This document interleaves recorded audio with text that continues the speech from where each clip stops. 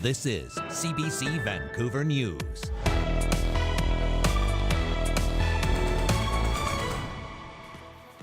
Police have discovered what they believe to be human remains inside a burning vehicle at a popular Abbotsford park.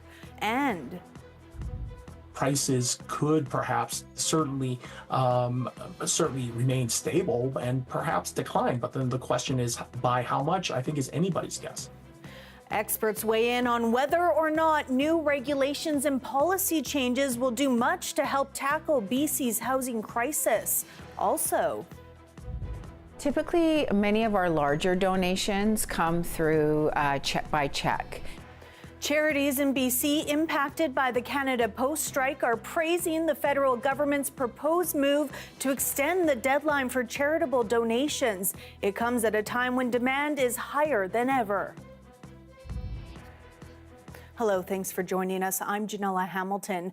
Police in Abbotsford are investigating after officers found what are believed to be human remains inside a vehicle that was set on fire in Sumas Mountain Regional Park. Police say they responded to a report of a vehicle fire Friday afternoon along the Forest Service Road in the park. When they arrived, they found a red 2014 Mitsubishi Outlander engulfed in flames. Inside the charred vehicle, officers discovered suspected human remains. Investigators are now working with the BC Coroner's Service to identify those remains. Meanwhile, the park is closed. Police are now asking anyone with information or anyone who may have seen the red SUV in the area to contact its integrated homicide investigation team. To Port Moody now, where homicide investigators have been called in after a woman's body was found at a marina on New Year's Day. Police say they were called to the Reed Point Marina around 9 a.m. on January 1st for reports of a person in the water. They say the body of a woman in her 60s was pulled to shore. The circumstances surrounding her death have now been deemed suspicious and criminality has not been ruled out. Officers say the victim is not being identified at this time. IHIT is asking anyone with information or video between the afternoon of December 31st and the morning of January 1st to reach out. The Premier says increasing housing supply in BC remains a focus this new year, with a slew of new housing regulations and policy changes already in effect. But as Saurabh Sandhu reports, experts say even with the new measures, it's difficult to predict what housing affordability will look like and whether or not the changes will do much to help tackle the housing crisis.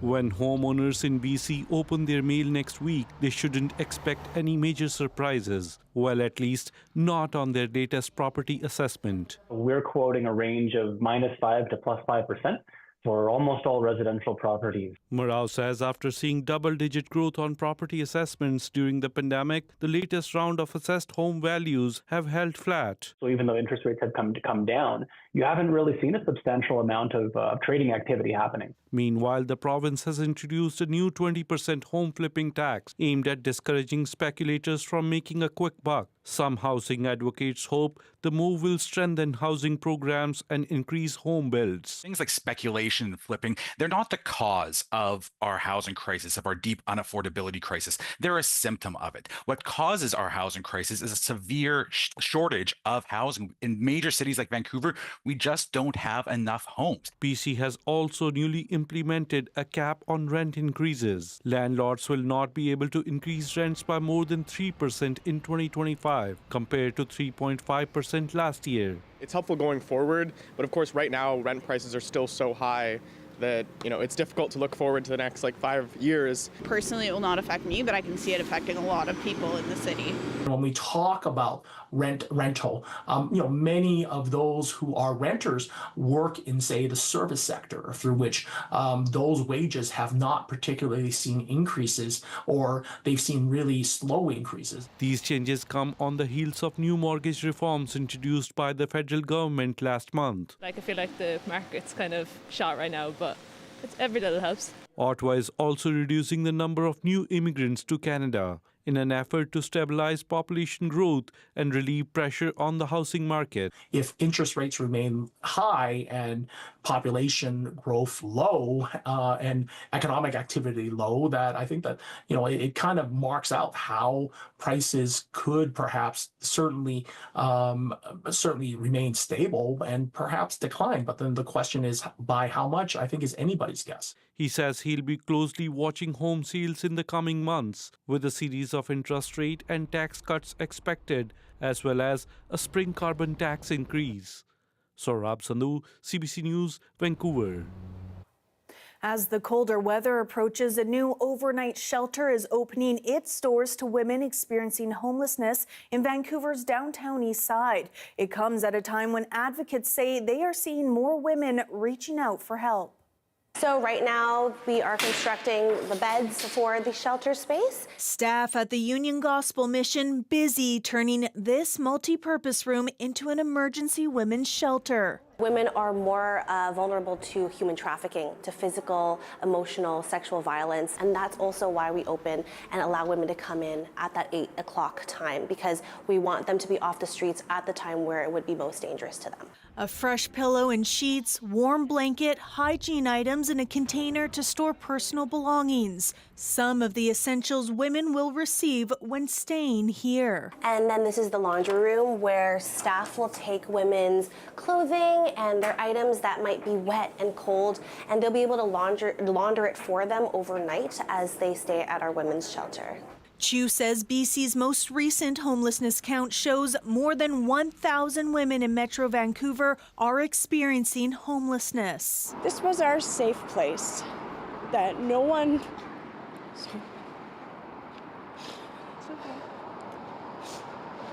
could take from us. This woman is fleeing domestic violence. CBC News has agreed to keep her identity confidential due to safety reasons. She says there are not enough shelter spaces in the city designated for women, and she's had to sleep on the street with her child. You lose all dignity. It's scary, terrifying.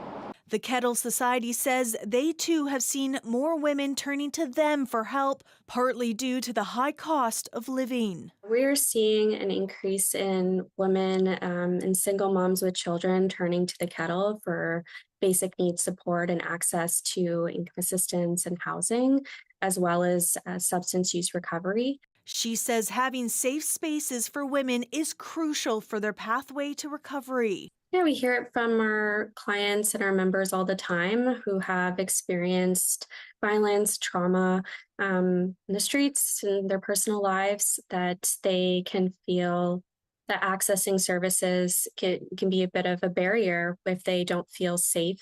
The new shelter at the UGM is funded by BC Housing and will operate until the end of March, but staff hope to find a permanent space soon. Janella Hamilton, CBC News, Vancouver. The federal government plans to extend the deadline to claim tax-deductible charitable donations for 2024. They say charities have lost out on donations due to the Canada Post strike at a time when demand is higher than ever. As Michelle Gomez reports, it's welcome news for many BC charities. If the proposed deadline extension goes through, people who give to charities before the end of February can still include donations in their 2024 tax deductions. Normally, the cutoff is December 31st. And some local charities are hoping it will help them recuperate funds lost during the 4 weeks Canada Post was on strike. We know that so many people in Canada through January and February are considering where they're investing to reduce their taxes. Walker says almost half of their yearly donations come in November and December, and mail-in donations represent about 80% of these. She says due to the postal strike, they're missing out on hundreds of thousands of dollars. Without funds coming in, we would face uncertainties. We'd have to make difficult decisions of giving people less food or serving less people per month. Paws for Hope, based in the Lower Mainland, helps out pet families in need. Executive Director Kathy Powelson says they are down about $35,000 in donations this past year. Typically, many of our larger donations come through check by check. For the Salvation Army in Chilliwack, demand for its food bank has never been higher. We want to take care of people as best we can. The last thing we want to do is start cutting the size of hampers, restricting how much people can take. Drawheim is hoping the legislation can help them and other charities get some much-needed funding during a typically slow time for donations. End of year giving is obviously massive for all charities, and the Salvation Army is no different. The proposal will be tabled when MPs return to Parliament on January 27th. But amid turmoil in Parliament, including recent calls for Prime Minister Justin Trudeau to resign, some say the legislation is not certain to pass. The key thing for Canadians to really know is that this is only an intention right now. If government is prorogued or if Parliament is dissolved in the new year, then this legislation really is not likely to go through. The government says federal tax assistance for donations is projected to be almost $5 billion for 2024 and encourages Canadians to donate generously. Michelle Gomez, CBC News, Vancouver. A new Metro Vancouver interim staff report says strata buildings in the region, on average, have nearly 50% more off-street parking than necessary. The report also says rental buildings have 35% more parking than needed. I think really it's not only going to be about, say, new buildings, but then what to do with excess capacity, excess parking in old buildings, and what kinds of creative approaches that could be done in terms of what that excess parking could be used for. Yan says extra underground stalls could be useful for storage. He also has heard of a more whimsical idea of using the space to grow food. The staff report also highlighted the cost of building off-street parking in certain cases, saying the per stall cost can be as high as $230,000 when geotechnical challenges arise, like poor soil or high water tables. Municipalities and firefighters across the Lower Mainland are reminding everyone, with the holidays over, it's time to say goodbye to your Christmas tree in a responsible way.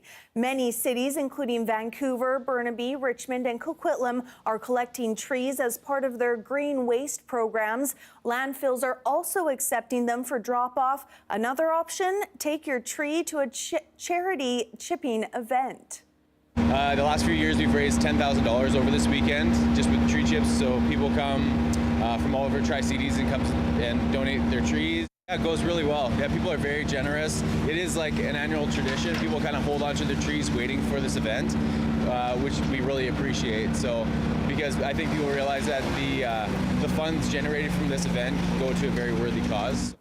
He says chipping events also remove hazardous dried out trees from homes, and says before dropping off your tree, make sure all decorations have been removed.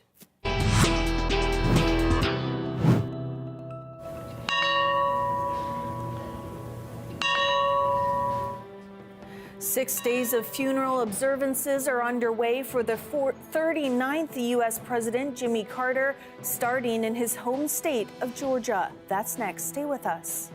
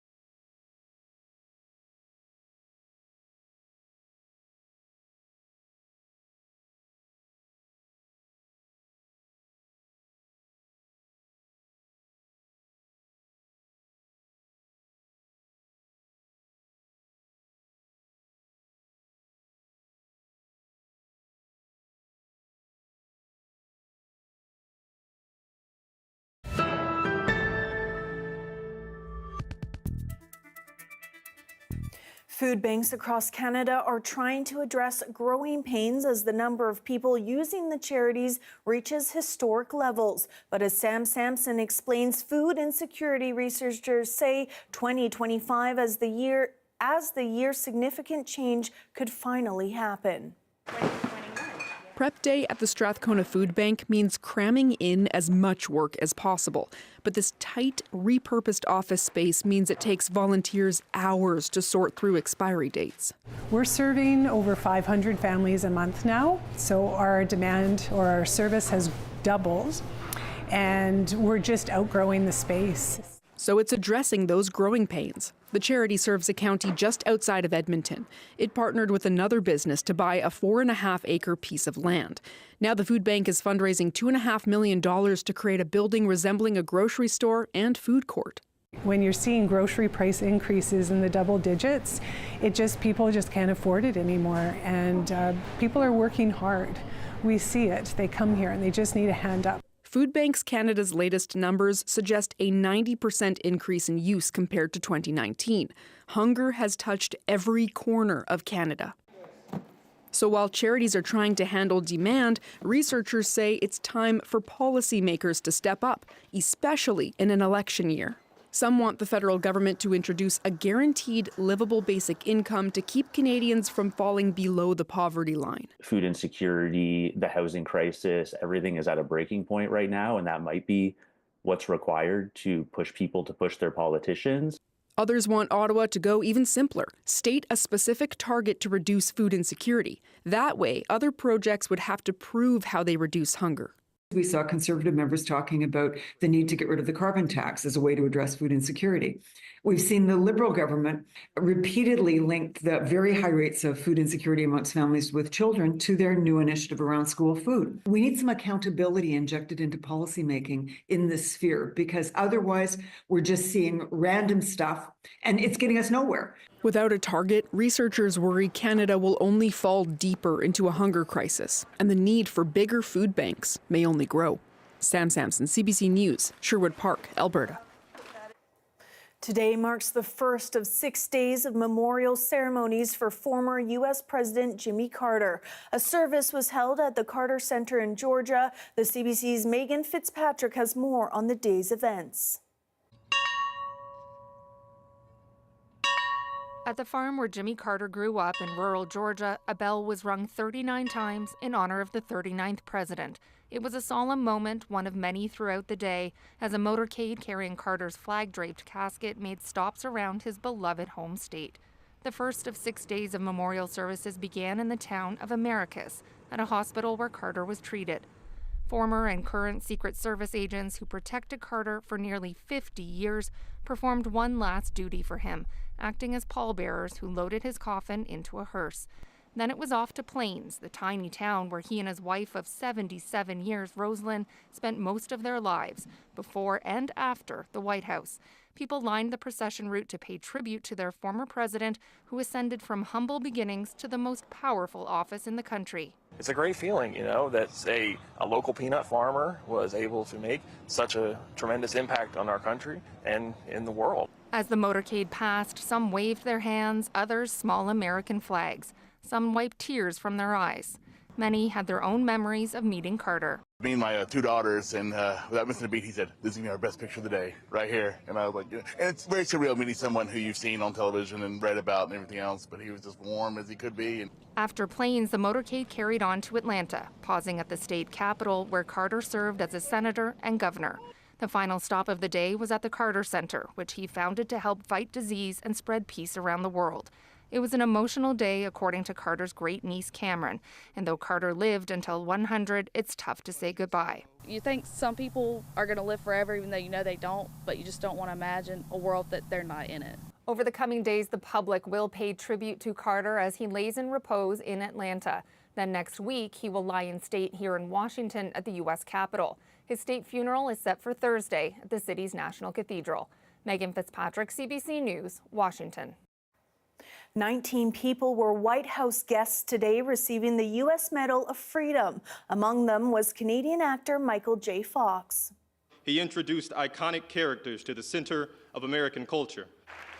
Fox lived in several Canadian communities, including here in BC in Burnaby, where he was a part of the high school drama club. He's best known for his sitcom Family Ties and the Back to Future movie trilogy. Struck by Parkinson's in the 1990s, he founded the Michael J. Fox Foundation to help fund disease research. Here we have a live shot of Burrard Inlet facing the North Shore tonight. I'll have your full forecast coming up next.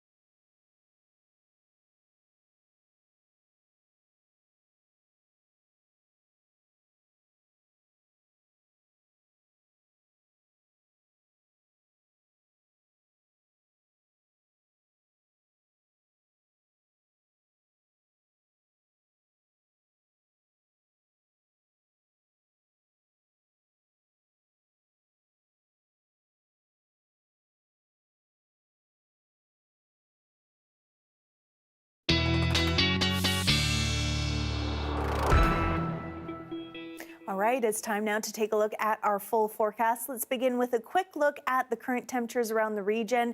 The rain is expected to stick around for the remainder of the weekend, so a lot of wet conditions. Bella Coola, lots of precipitation there with a overnight of 2, 6 on the island in Tofino and Victoria, and heading into tomorrow's forecast. We're going to see that rain stick around with a mix of snow flurries. Williams Lake with a high of -3 tomorrow, and snow. Kamloops a high of 4 for tomorrow and 3 in Kelowna. On the island, wet conditions in Tofino with a high of 10, and Victoria a high of 9 is your temperature for tomorrow. Here in Metro Vancouver, again, that rain sticking around for much of Sunday with a high of 9, but it should clear up by Monday with nice and sunny and a high of 6. In Victoria, Mount St. Mary's Hospital is helping seniors get out into the world and breathe a little more fresh air on 3 wheels. Take a look. You know what else we're going to see in the park other than peacocks? What? We're going to see some goats. Goats?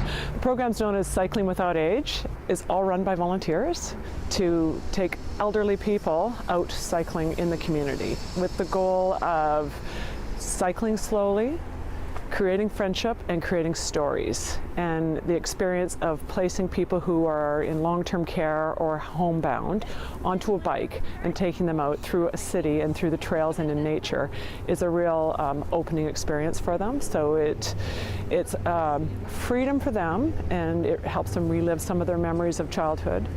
Well, I used to come down on my bike. There's 2 seats on these bikes, and so we place volunteer companions with them or family members, and anyone that has an opportunity to sit beside a resident or a passenger, they get to experience a different kind of visit.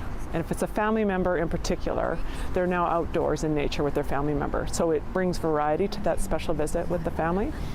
They get out and you can just feel this sense of energy coming into their body, engagement with new people. Being in the park and being by the ocean, you can just see them light up.